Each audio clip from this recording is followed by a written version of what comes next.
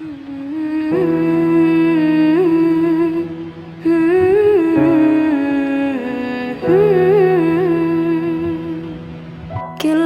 assalamualaikum warahmatullahi wabarakatuh.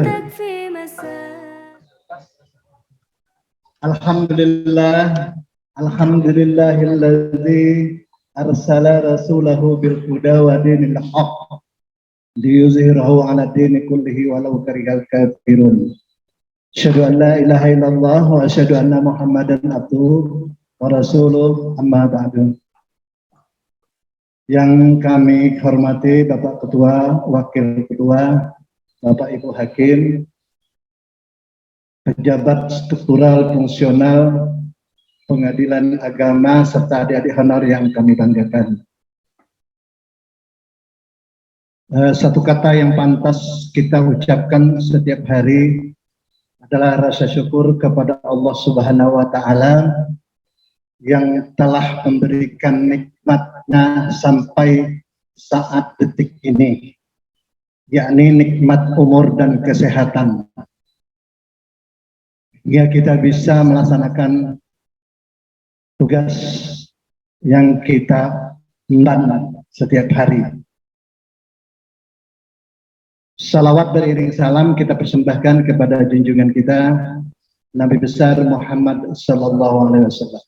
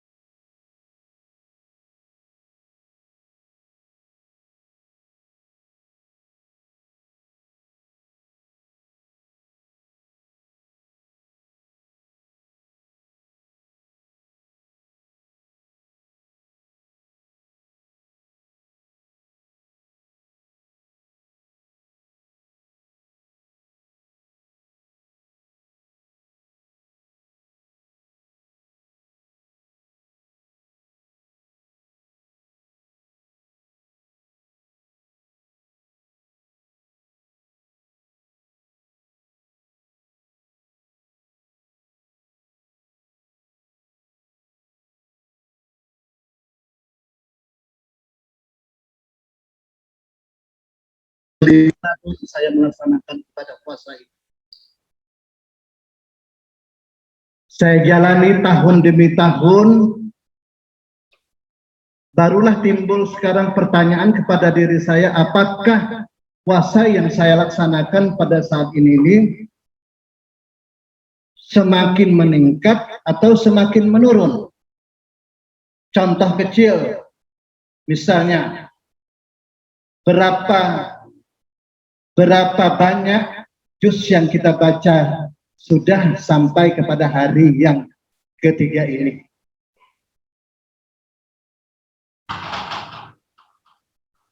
Jadi kalau rumusnya itu, kalau kita mau hatam 3 kali dalam satu Ramadan itu,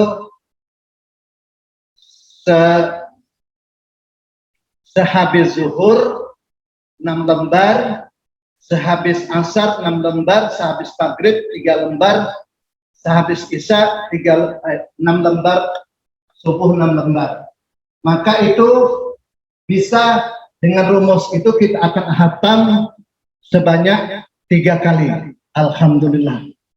Ya, kalau kita dapat menghatamkan Al-Quran sampai 3 kali.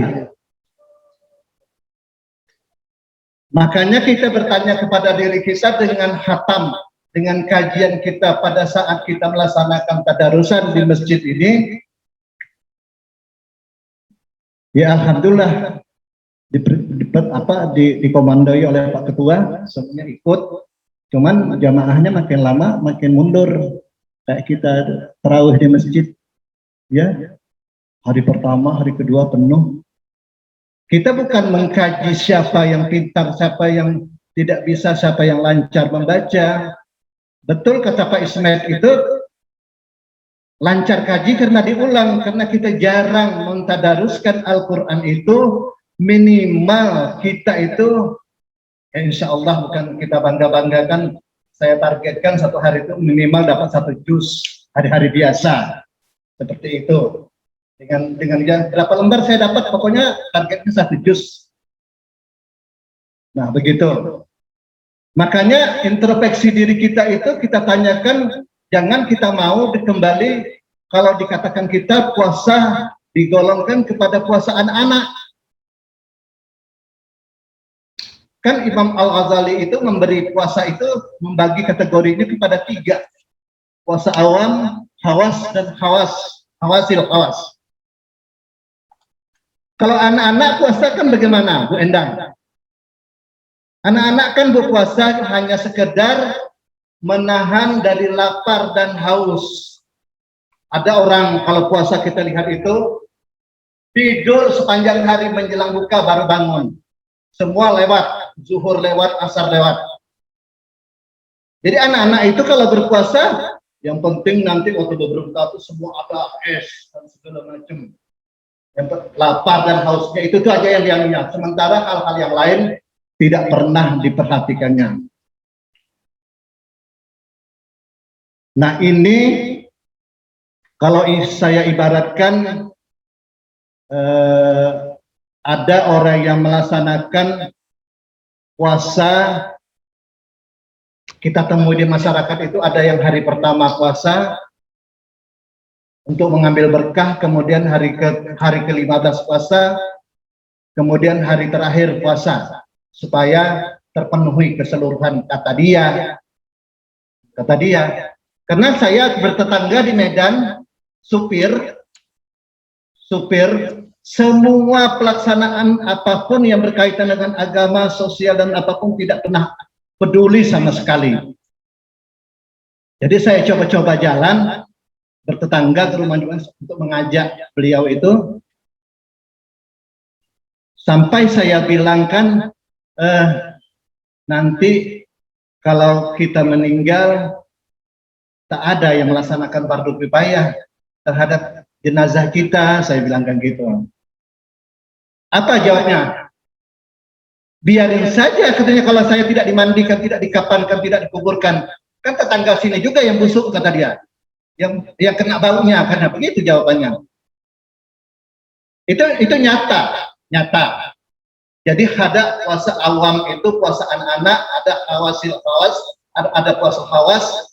Setingkat lebih dari itu, dia daripada puasa itu di samping yang pertama tadi, menjaga dari keseluruhan hal-hal yang dapat memakruhkan ibadah puasanya, yang menghapuskan pahala puasanya. Contohnya kita di kantor, tapi kalau laki-laki kalau ada yang seperti itu ya sama dengan yang tetangga saya ada. Dulu sama-sama, si anu, lo puasa nih?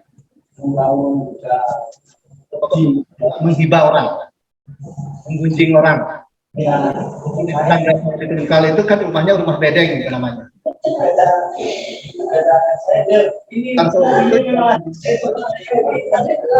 Dari kutu panjang-panjang, Bu. Ada 5 orang berbaris.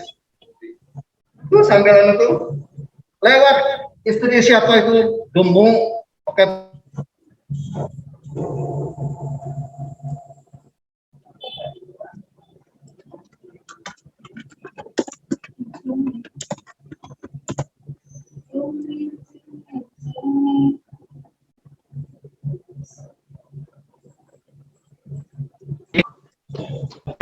Nah, yang ketiga itulah yang kita harapkan dengan usia kita seperti ini. Tapi jangan pula yang muda berpikir, saya masih lama, nggak usah, tetangga saya baru 2 hari umur 23 tahun meninggal. Inilah yang kita harapkan dari introspeksi diri kita untuk melaksanakan ibadah puasa itu, betul-betul segala penjuru, segala hal itu diperhatikan.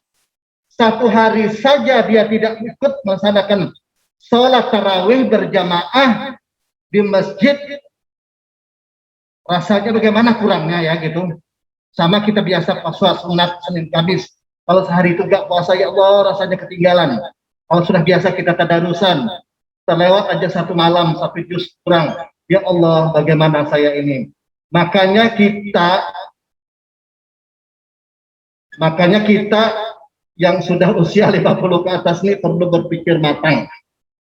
Kita kerja di kantor memang disibukkan dengan segala sesuatu hal. Saya tidak mengajari, tapi mengajak kita semua, inilah kesempatan kita di bulan Ramadan ini untuk menabung, untuk menambah ilmu, untuk mengumpulkan segala pahala-pahala yang terkandung di dalam bulan Ramadan ini. Kan ada apa ini?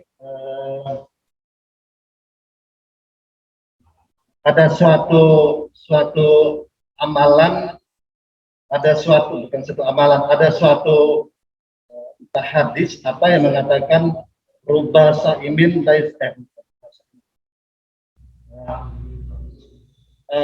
barang siapa yang mengetahui bahwa betapa besarnya pahala yang terkandung dalam bulan Ramadan itu, latamannau an takuna sanata Ramadan, maka dia bercita-cita ke seluruh bulan itu menjadi bulan Ramadan. Menjadi bulan Ramadan, alangkah beratnya ya kalau seluruh jadi bulan Ramadan. Nah, satu bulan disediakan Allah Subhanahu wa Ta'ala, bulan Ramadan, bulan pembakaran, bulan penghapusan dosa dan sebagainya, kesempatan emas bagi kita semua untuk melaksanakan, menimba segala pahala-pahala yang terkandung di dalam bulan Ramadan itu. Jadi bulan Ramadan, bulan yang suci. Nah, tangan betul-betul tangan bulan. Ini mengulang menyanyi waktu wisata itu kemarin ya Pak Ketua. Habis 10 lagu tak ada yang bayar. Gimana?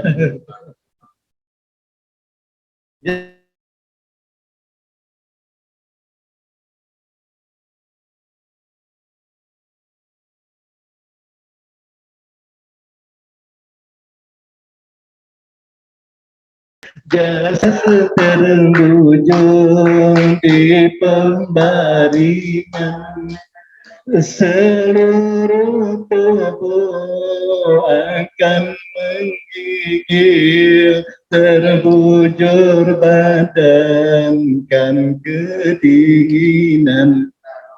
Ada yang apa sambung?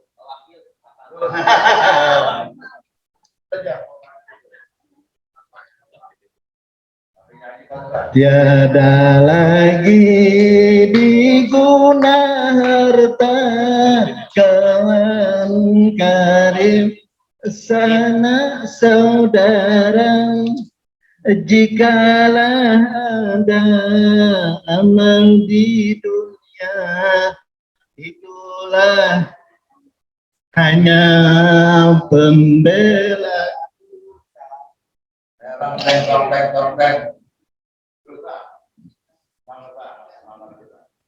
Kita membayangkan ya, segala amal perbuatan kita di atas dunia ini akan dipertanggungjawabkan kepada Allah Subhanahu wa Ta'ala. Sekecil apapun, termasuk rezeki di kantor kita ini yang kita peroleh, yang kita dapati, apakah dari hasil yang hak atau yang batil.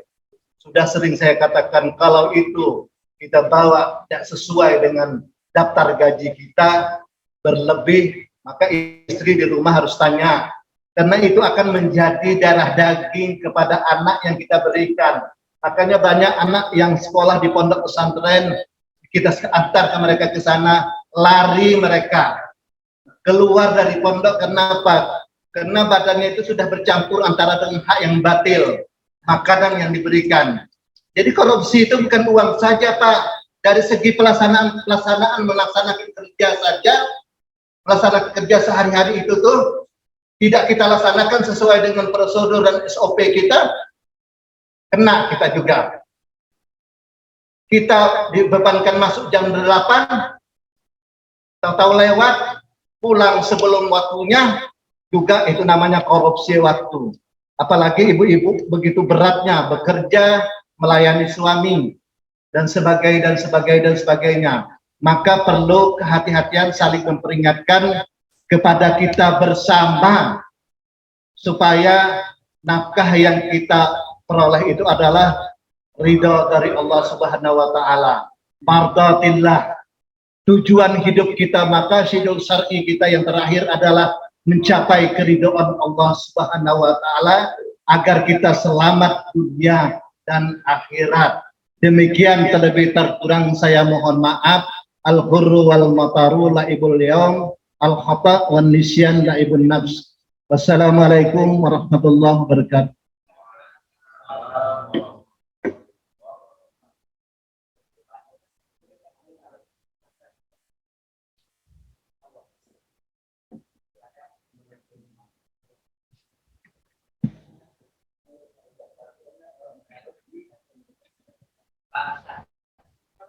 Terima kasih. Yang mulia, Bapak aja.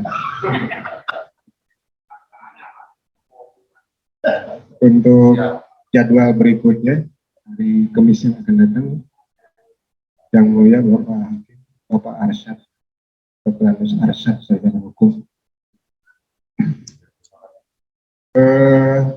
Acara hari ini dilanjutkan dengan cukup. Selesai. Oh gitu. Hah?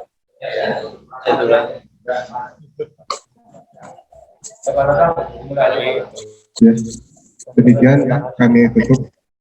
Mengucapkan terima kasih. Assalamualaikum warahmatullahi wabarakatuh.